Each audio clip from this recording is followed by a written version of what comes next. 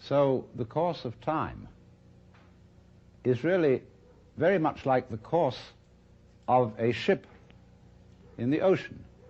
Because here's the ship, you see, and it leaves behind it a wake.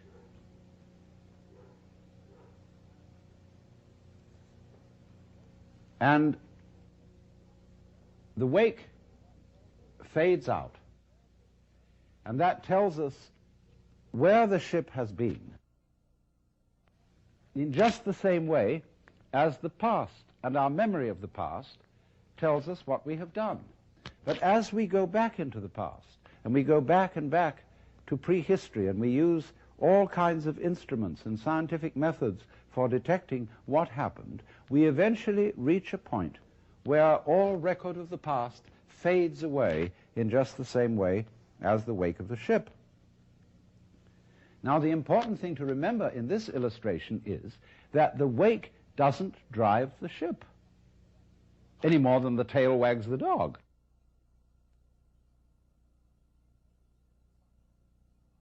Supposing there's a neurotic, difficult child, and one school of thought used to say, well, bang him about, beat him up, and maybe he'll change. But then they said, oh no, that's not fair to the child to beat him up because it was his parents. They didn't bring him up properly. And so then they say, well, punish the parents. Well, the parents say, excuse me, but our parents were neurotic too, and they brought us up badly, so we couldn't help what we did. And so since the grandparents are dead, we can't get at them. And in any case, supposing we could, we would pass the whole blame back to Adam and Eve in the Garden of Eden. And they say they started all this mess. But then Eve would say, no, the serpent tempted me and I did eat, and it was the serpent's fault. Well, you know, when God, in the story of Genesis, asked Eve, didst thou eat the fruit of the tree whereof I told thee thou shouldst not eat?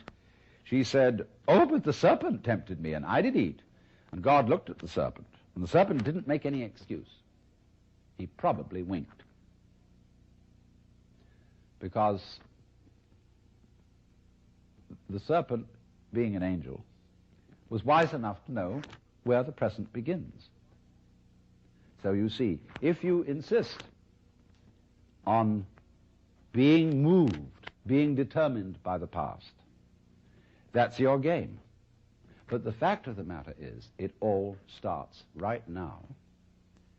But we like to establish a connectivity with the past because that gives other people the impression that we're sane. If you ask me then, why am I talking? Well, I could say I'm making a living this way, or I have a message that I want to get across to you. But that is not the reason. I'm talking for the same reason that birds sing and for the same reason that the stars shine. I dig it. Why do you dig it?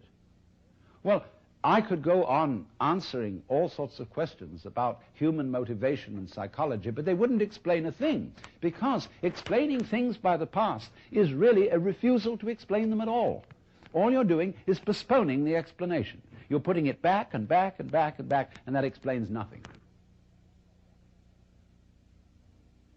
What does explain things is the present.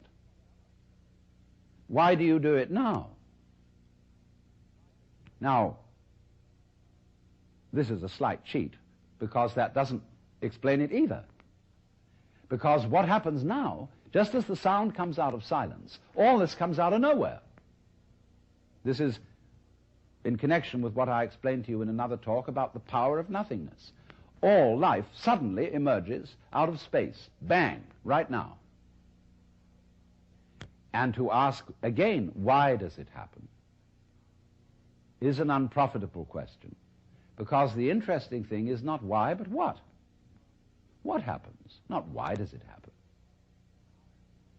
I can say, well, I am doing this now because I did that then, and so I am producing for you a continuous line of thought. But actually I'm doing it backwards.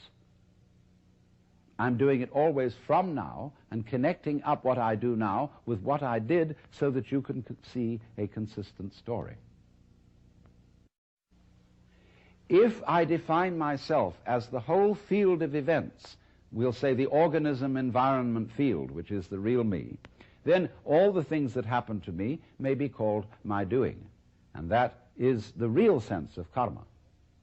But when we speak about freedom from karma, freedom from being the puppet of the past, that simply involves a change in your thinking.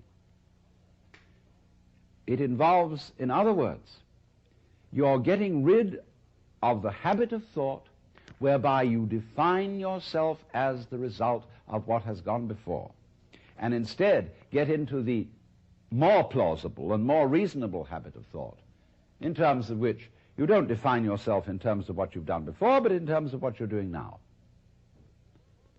And that is liberation from the ridiculous situation of being a dog wagged by its tail.